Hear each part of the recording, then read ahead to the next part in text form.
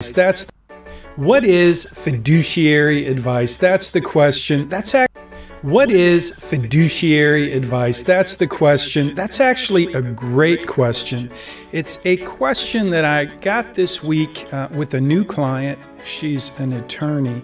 And so it was a great question from this new client, and I wanted to answer the question, not just for my new client, but for any prospective clients in the future, but also for the folks who are listening to the podcast.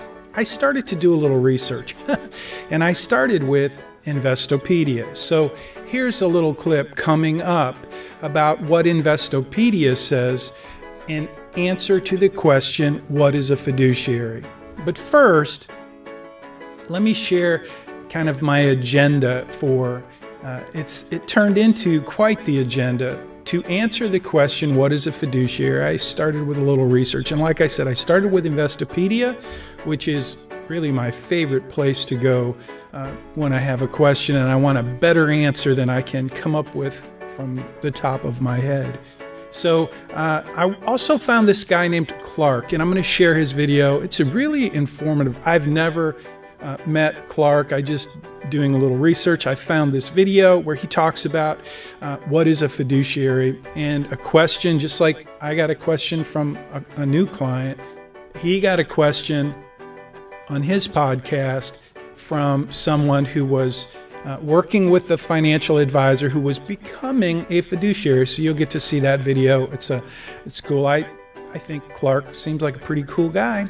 So hey, Clark, if you're watching, I'm watching you too. I put you on my list of people to follow. So that's coming up. But also, I wanted to just go over a couple of things that came to my mind as I started to think about how do I answer the question, what is a fiduciary? And really, this is a question that every investor should be asking their financial advisor. And so I thought it would be helpful if I spend a few minutes and just answer that question from the perspective of a guy who is an independent fiduciary advisor at my firm, Bayrock Financial. I'm Jim Munchback, certified financial planner, and I'm host of this podcast, the Missional Money Podcast. I'm also host of the Salty Advisor Podcast, and this episode, What is a Fiduciary, is going to be placed on both platforms, both podcasts, because it's a great question for us to think about if you're a do-it-yourself investor or if you are a financial advisor. It's a good question to think about, and it's really a great question to ask if you are an investor. The reality is most investors don't ask the question. Most investors don't really understand the answer to the question. So if you Google what is a fiduciary, you're going to find a lot of links to a lot of companies that use that term to get you to click on their page. But once you click into their page and you find out that when you sign an agreement to start working with that company, chances are you're not going to be getting a relationship that is a fiduciary relationship. When I say a relationship, let me explain what I mean. So I'm going to first I'm going to tell you my story. And my story will put this into context. So I was the very first certified financial planner who worked for State Farm Insurance in the Houston area. So I was a State Farm agent in one of the richest zip codes in the country, 77062. My office was in Clear Lake, Texas. And I became a certified financial planner back in 2001 or so because I wanted to have the skills and the knowledge to provide something special for my clients. I wanted to be more than an insurance salesman. Well, it turns out that over time, State Farm endorsed, they paid for my training. It was a great gig, I thought. I learned a ton. I developed skills that I really wanted to develop in terms of learning how to think like a certified financial planner, which was really valuable to me. But mostly I wanted to be valuable to my clients. I worked with NASA astronauts And so it looks like I'm getting a call from someone in Robert Lee, Texas. Sorry about that. I'm using my iPhone as a camera. So back to the question, what is a fiduciary? My story as a State Farm agent. So as a State Farm agent, I thought it would be a good idea to become a certified financial planner, and State Farm Corporate thought the same thing, as well as about 150 other State Farm agents across the country. We all signed up. I was the only one in the Houston area to become a certified financial planner. There was a fellow up in Lake Livingston who did the same thing, but that's a little bit outside of the Houston area. Maybe not. Anyway, it was a tragic decision on my part, and here's why. Doing financial planning, fee-based financial planning for clients when you're a captive insurance agent, it's just not a good business model. The tools that we had were clunky at best, and the compliance, it was so outside of the box that there was just no way to do it efficiently and effectively. And besides that, would you want to work with a State Farm agent who's a captive insurance agent who gets paid to sell insurance? Probably not. And that's what I ran into. My clients were pretty sophisticated and they had a lot of options. And I was just one of those options, and it really didn't work. But then turns out that the idea of being a fiduciary advisor turned into a huge problem for State Farm Insurance, because here's why. If you're a consumer and you come to my agency, and let's say you buy insurance, and let's say that my team, my staff, forgot to tell you that you needed flood insurance. Now, that would never happen in my agency, I promise you, because flood insurance is something, if you didn't buy it and you owned a home, I would tell you. I would be rude. I would say that's a dumb thing to do, because I didn't want anybody to go out of my agency and not have flood insurance. And when we had Hurricane Harvey, well, maybe you don't know, but a lot of folks really didn't have flood insurance, which is just dumb. So, but what if you needed a personal liability umbrella policy, a little more sophisticated, or maybe you needed disability insurance, or who knows what kind of gaps you may have had in your insurance policies, your insurance program, and my team didn't identify them. And so therefore, State Farm's fear was, because you came to a certified financial planner to buy your insurance, you deserve a much higher level of expertise, which is why I wanted to become a certified financial planner in the first place. But there we are. State Farm decided that was too much liability for State Farm, and they decided to terminate. They didn't decide to terminate me. My boss came to my office with a contract, with a letter, and he wanted me to sign saying that I would give up my CFP designation. And I said no. And he pulled out a document from corporate legal, that basically said, if the agent says no, terminate him on the spot. So imagine that, after all that work and all that time to become a certified financial planner, to have your company tell you, if you don't give it up, you're going to be terminated. So I basically started a little shell company and moved my credentials offline, basically. But at the end of the day, I decided to move on from State Farm, because I decided I wanted to do financial planning and investment management, and I knew it would be a better gig for me to work on Wall Street. So I went to Morgan Stanley and worked in the wealth management department. I wanted to learn the secret sauce of wealth management, and I did. I learned about investing from the best in the business. But what I also learned is that at Morgan Stanley and in any big bank on Wall Street, you're not allowed to be a fiduciary. Did you know that? Imagine working with a financial advisor at a big bank like Morgan Stanley, Wells Fargo, UBS, Merrill Lynch. My first advisor that I ever hired was in December of 2007. Imagine where the market was then. I hired a financial advisor, and it was a disaster. He took my money, invested it in very aggressive mutual funds with very high fees, and I was a little bit ignorant, thinking that my advisor would be taking care of me, giving me good advice. But instead, I lost 40% of my money in my accounts. And then my advisor invited me out to a trip on Clear Lake in his yacht. And guess who was with my financial advisor at Merrill Lynch in that trip with my wife? Beautiful day out on Clear Lake. It was the wholesaler that worked with Merrill Lynch to provide the mutual funds. And then the light went off for me. I understood that, in fact, my advisor told me that this wholesaler who represented the mutual fund company was paying the yacht slip fees for my advisor.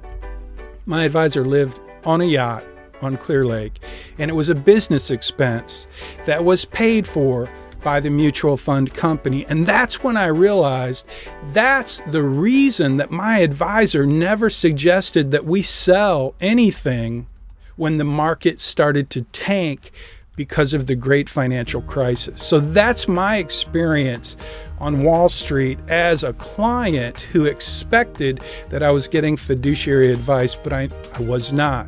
So I went to work on Wall Street to learn everything I could about investment management because I wanted to start my own firm, which I did in October of 2019. Bayrock Financial is an independent fiduciary advisor.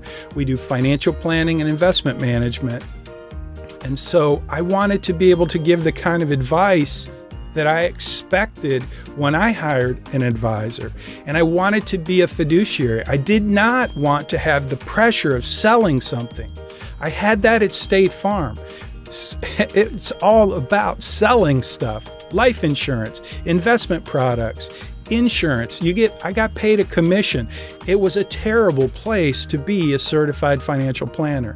And the same thing's true on Wall Street in spades. When I worked on Wall Street at Morgan Stanley in the wealth management department, I had more pressure to sell stuff than I've ever had in any job I've ever held. And I've been in sales since I was like 11 years old, and I've been very successful in sales. In each of my books, I admit that I am a recovering sales addict. I think sales is a great career, and it's a noble way to make a living, to know your product, to understand your clients' needs, and to represent your company in a way that lets their products and services meet the needs of your clientele.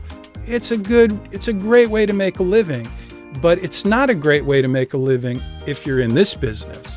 If you have pressure to sell, if you're a financial advisor, and you have to sell to keep your job, that just jacks up the relationship big time. And that's why I wanted to start my own firm where I did not have the pressure to sell anything, and I had the flexibility to make sure that my recommendations fit the best possible need of the client. So the best possible solutions and strategies for my clients without regard to how am I going to get paid. And so that's why this question, what is a fiduciary, is very important to me. And now here's the rest of the story. So I teach personal finance at the University of Houston at the Bauer College of Business. And I'm always working with young business owners who graduated from Bauer College of Business, the University of Houston. And they come to me with, now they've got that job and they're making money, or they got an inheritance, or they got a liability suit, award, whatever, and they need financial advice. So I do a lot of financial coaching for free. That's not the same as being a fiduciary advisor. To have a relationship with a fiduciary, you basically have to sign an agreement. You have to have an agreement in place that outlines the scope of services that you receive from that fiduciary. So my new client who asked the question, what is a fiduciary, opened up a whole bunch of other issues that I had to go through one by one. And that's what's on the agenda here, is what is a fiduciary and what does that mean to you as a prospective client, whether you're considering Bayrock, my firm, or not. I want you as an investor to understand the answer to the question, what is a fiduciary? And so this post, I'm just telling you what I put together in my research. It is a lot of information, and you can read it all at missionalmoney.com. Just search fiduciary. You will need to know how to spell fiduciary. And so you can also find it at Bayrock Financial and also at saltyadvisors.com. So I'm going to post this on all of my websites, and I'm going to reference it on a regular basis moving forward. But in this time that we're spending together in this video, I just want to say that there's a big difference between financial planning education and fiduciary advice. There's a big difference between financial coaching, which is something I love to do, I'm always happy to do for family, friends, neighbors, anyone who is willing to take the time to reach out and ask for help. It reminds me of my relationship with my fitness coach. Now, when I work with my fitness coach, he asks me, he's a professional, and he's letting me work with him for free. His name is Justin. He does a great job. He's got great resources. But he's also, even though he's not charging me a fee, he's asking me the same questions that he would be asking if he was charging me a fee. And he wants to know, what medicine am I taking? What prescriptions do I have? Do I have any health issues? I mean, kind of personal stuff. And that's what happens when you come to me and you want my help. I have to know some things about you in order to do no harm. I call it wealth care. Wealth care is my profession.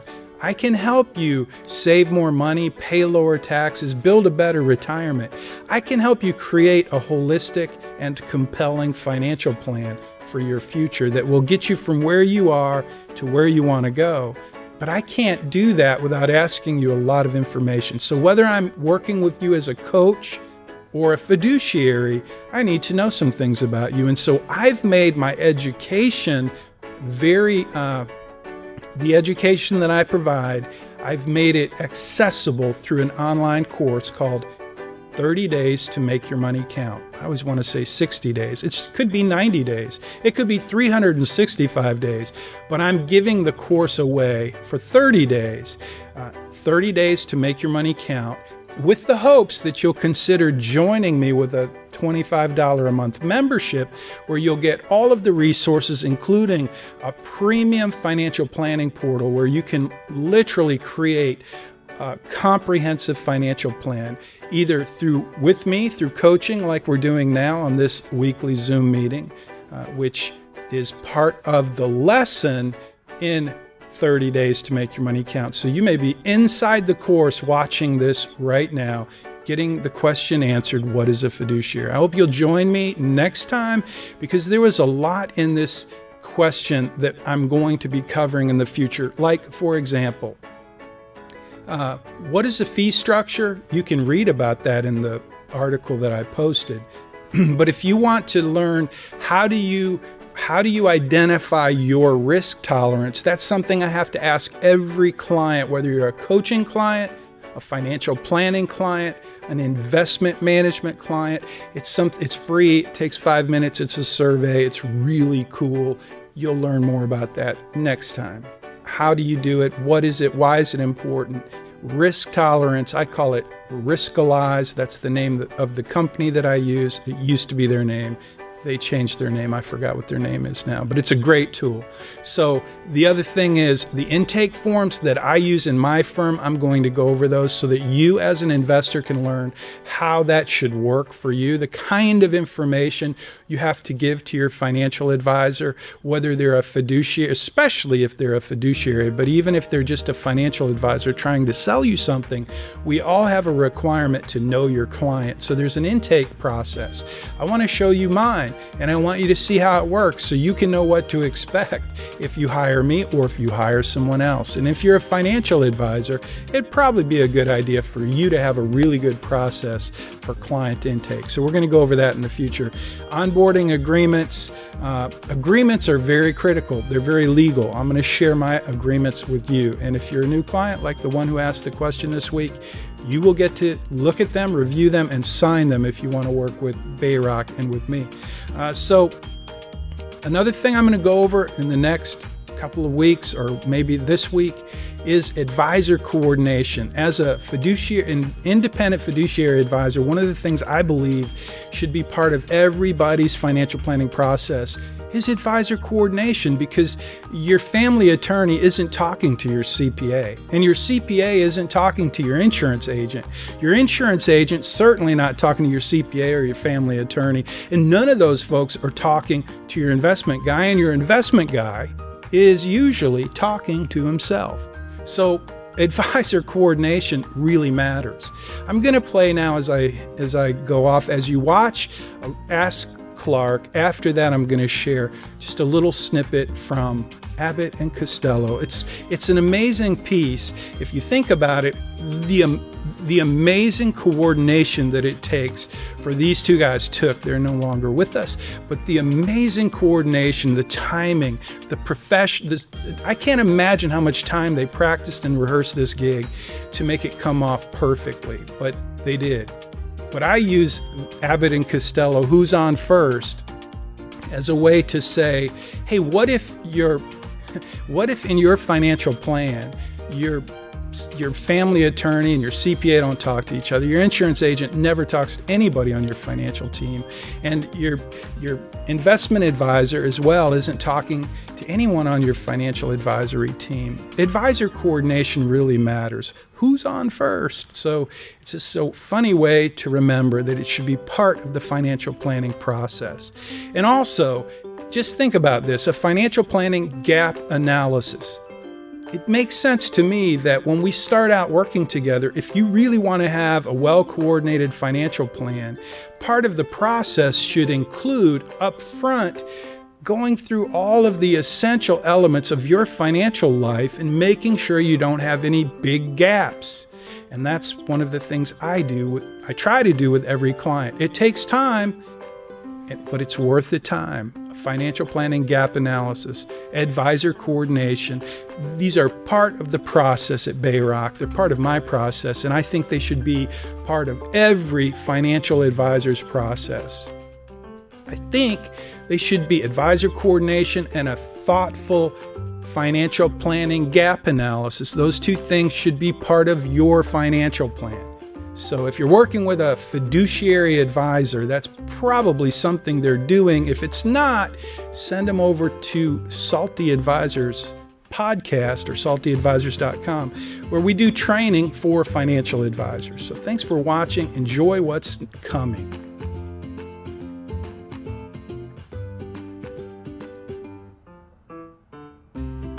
Margaret in Colorado says, my friend and financial advisor met with me and informed me she and all the other advisors are being mandated to get a fiduciary license. Hallelujah.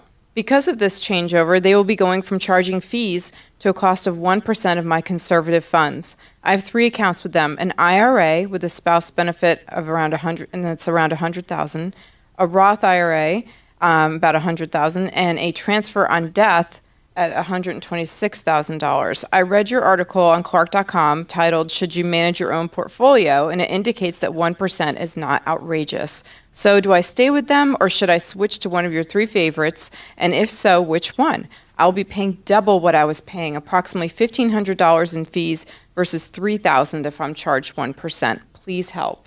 All right, so how is it that you'll end up saving money paying more fees? Because when you're with a full commission stock brokerage, which this one historically has been, and now they're becoming a fiduciary relationship with you, they have historically put you in high-cost funds and high-cost investments because that made them the most money. Now, as a fiduciary relationship, their duty is to put you in things that have extremely low costs. The odds are what you'll save in commissions and ongoing embedded expense ratios in funds will be so much cheaper that you should end up with much more money down the road, even paying higher fees for advice than you were paying prior in what appeared to be direct commissions. Because what you're not seeing is all the embedded expenses in the things you're in. Now, the alternative, If you go to Schwab or Vanguard, this is one that I say those two rather than Fidelity because of the advice angle you want. You will pay lower fees significantly, and you'll be in a fiduciary relationship. You would be eligible at Vanguard for Vanguard's PAS, Personal Advisory Service, and your fees would be 0.30%. And you'd be getting the advice and guidance and placement in funds. So it would potentially be a much cheaper choice for you. Your accounts are larger than what I would recommend for Schwab's Intelligent Portfolios, but you could look at the other advice offerings from Schwab. I would say in your case, if you're looking at the alternative, it would likely be Vanguard would be the best move for you. And what is a transfer on death account? Is that like some kind of insurance thing? No, it's where the money, it's like, let's say you own an account and you decide at time of your death that I'm going to be the beneficiary and it becomes my account. Right, so it's just like probably just money that has been saved. I've never heard it referred to as transfer on death. I've always heard of it as beneficiary designation. Okay.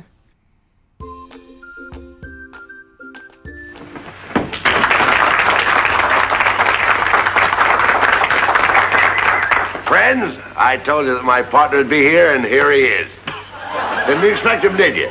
Now, he always shapes up. Now, why not let the folks themselves ask for something that they'd like to hear? All right, what would they like to hear? Something different. Now, is there anything special that you would like to hear us do? Baseball. No, wait a minute, friends. You don't want to hear that, do you? Yeah, we got the props for you here. Oh, you came prepared, didn't you? All set, huh? Well, this is a must. I guess it's a must. We've got to do it. Well, I'll tell you what we'll do. Let me see. That looks all right. Okay, all Now, right. we'll pretend. All right, I'll take it easy with that. We'll just pretend that we're organizing a baseball team here at the retired actor's home. And I am the manager. Now, You're going to be the manager of the retired actors baseball team? yes. I would like to join the retired actors baseball team. Oh, you would? And I would like to know some of the guys' names on the team, so if I want to play with them, I know them, and I meet them on the street or in the home here, I can say hello to them. Oh, sure. But you know they give baseball players nowadays very peculiar names. I know, a lot of funny names. You know, like Stinky Nicknames. Fields, Sticky Field. Goofy Dan, Booby Bobber. I know all those. Well, let's see now. We have on our team, we have who's on first, what's on second, I don't know's on third. That's what I want to find And out, the guys' names. And then, That's what I want to find out, the guys' names. I'm telling you, who's on first, what's on second, I don't know's on third. Now, Abby, you going to be the manager of the baseball team? Yes. You know the guys' names? Well, I should. Well, you tell me the guys' names on the baseball I team. say, who's on first, what's on second, I don't know's on third. You ain't saying nothing to me yet. Go ahead and tell me. I'm telling him. You ain't Look, said nothing yet. Go ahead and tell me. who's on first, what's on second, I don't know is on third. You know the guys' Now- names on the baseball team? Yes. Well, go ahead. Who's on first? Yes. I mean the guy's name. Who? The guy playing first. Who? The guy playing first base. Who? The guy on first base. Who is on first? What are you asking me for? I don't know. Now, wait a minute, I'm asking you who's on first. That's his name. Well, go ahead and tell me. Who? The guy on first. That's it. That's his name. Well, you ain't said nothing. I ain't asked you nothing. You did. You know the guy's name on first base? Sure. Well, tell me the guy's name on first base. Who? The guy playing first base. Who is on first, Lou? What are you asking me for? Now, don't get excited. I'm saying who. I'm asking you a simple question. Who's on first? Yes. Well, go ahead and tell me. That's it. That's who? I'm asking you, what's the guy's name on first base? Oh, no. What's on second? I'm not asking you who's on second. Who's on first? One base at a time now. Don't mix up my... I'm not mixing up anybody. Now, what's the guy's name on first base? No, what is on second? I'm not asking you who's on second. Who is on first? I don't know. He's on third. We're not talking. Wait a minute. Whoa. Now, well, let's not Whoa, get... whoa, whoa, whoa, whoa. How did I get on third base? You mentioned his name. I mentioned his name. Yes. I don't know anybody's name on the team. How could I mention a guy's name? You did. You just mentioned it. All right, what's the guy's name on third base? No, what's on second? Who's on second? Who's on first? I don't know. He's on first. See what I mean? I didn't even mention a guy's name on third base. Yes, you did. All right, then who's playing third base? No, who's on first? I'm not asking you what's on first. What's on second? Who's on second? Who's on first? I don't know. He's third base. Third base. Third base. I don't know anybody on a baseball team. You do. You mention their names. I do? Sure. You got an outfield? Well, naturally. The left fielder's name. Why? I just thought I'd ask you. I just thought I'd ask you. Well, I just thought I'd tell you. Well, go ahead. Tell me. Tell you what. The left fielder's name. Why? Because I want to know. Because. Oh, he's center field. You know these players as well as Who's I in center field? do. No, who's on first? What's on first? What's on second? I don't know. Third base. Do you know the guy's names on the team? Look, Louis, you don't seem to understand. See, I have a first baseman. I know you got a first. He gets his- I asked you what's the first. I asked you what's the first baseman's name? No, what's the second baseman? I'm going to stop asking you. So I asked you what's the first baseman's name? What's the second baseman? I don't even get past the first. All right, who's on second? Who's on first? What base do you want to talk about? You talk about anyone you want to talk about. All right, now who's on first? Right. Okay. No. All right, you got a first baseman. Yes. When you pay off the first baseman every month, who gets the money? Every dollar of it. Every dollar of it. Who gets it? He does. Sometimes his wife comes down and collects it. Whose wife? Yes. Why not, Lou? He's earned it. Who did? Yes. Look, when you pay off the first baseman every month, you get a receipt from the guy? Sure. How does he sign his name? Who? The guy you give the money to. Who? The guy you give the money to. Well, that's how he signs it. That's Lou. how who signs it? Yes. Go ahead, tell me. That's it. Who?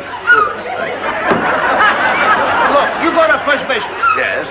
and you say to him, here's your money, sign the receipt. How does he sign his name? Who? The guy you give the money to. That's how he signs it. That's how who signs it? Yes. Sure. You gotta get a receipt from the guy, don't you? Get one, Lou. How does the guy on first base sign his name? Who? The guy on first. That's how he signs it. I'm asking, when you give the guy the money, what's the guy's name that you give the money to? Now, wait a minute. What signs his own? Who signs his own? No, who signs his? I mean, what's the guy's name on first you give What the... is on second? I'm not asking you who's on second. Who's on first? I don't know. Third base. The fielder's name, the center field. I don't know if you got a pitcher on the team. Well, this will be a fine team without a pitcher. It's a fine team. The pitcher's name. Tomorrow. You don't want to tell me the day? I can't change that name. You don't want to tell me the day? I'm telling you. Go ahead. Tell me the pitcher's name. Tomorrow. Why not tell me today? I am going to wait tomorrow. Then tell me the pitcher's name. Tomorrow. All right. What time tomorrow you tell me the pitcher's name? What time what? What time tomorrow you going to tell me who's pitching? Who is not pitching? I'll break you right. You say who's on first. I want to know what's the pitcher's name. What's on second? I don't know. Third base. Third base. Third base. You got a catcher? Certainly you've got a catcher on a baseball team. Catcher's name. Today. Today. Tomorrow's pitching. Today's catcher. Now you've got it. Now I got it. All I got, we got a couple of days on the team. That's I all. can't help that, Lou. I don't You know, think- I'm a pretty good catcher myself. And so they tell me. Yeah, now I get behind the plate and I'm going to do some fancy catching, and tomorrow's pitching on my team, right? Yeah. Now tomorrow he winds up the ball and I'm behind the plate and the heavy hitter gets up. Yeah. Now the heavy hitter gets up and he's ready to hit the ball, and tomorrow's going to throw the ball. I'm the catcher. Now when tomorrow throws the ball, the guy up bunts the ball. Now when he bunts the ball, me being a good catcher, I want to throw the guy out of first base, so I pick up the ball and throw it to who? Now that's the first thing you've said right. I don't even know what I'm talking about. Well, that's all you have to do. Is to throw the ball to first base. Yes. Now who's got it? Naturally. Sure. Look, the guy is running to first base, but I want to throw the guy out. So I throw the ball to who? Naturally. Throw it to who? Naturally. And who's got it? Naturally. Huh. So I pick up the ball and I throw it to Natural. No. You throw the ball to first base, then who gets it? Naturally. That's it. Now you've That's the same thing. Right. I pick up the ball, so I throw it to Natural. You don't. I throw it to who? Natural. That's what I'm saying! Saying that. I said I throw the ball to who? Naturally. You ask me. You throw the ball to who? Naturally. That's- Same as you! Say it that I way. throw the ball to Natural. You don't. You throw it to who? Now who's got it? Naturally. That's what I said. Right. Whoever it is better get it. That's all I Get can it. Don't tell you. worry about who. Who'll get it? Yes. He better get it. All right. Now, I throw the ball to whoever it is drops the ball, so the guy runs a second. Who picks up the ball and throws to what? What throws to I don't know. Throws it back to Tamar. Triple play. Could be. Another guy gets up and it's a long fly ball to because. Why? I don't know. He's on third and I don't give a darn. I said, I don't give a darn. Oh, that's our shortstop. I mean,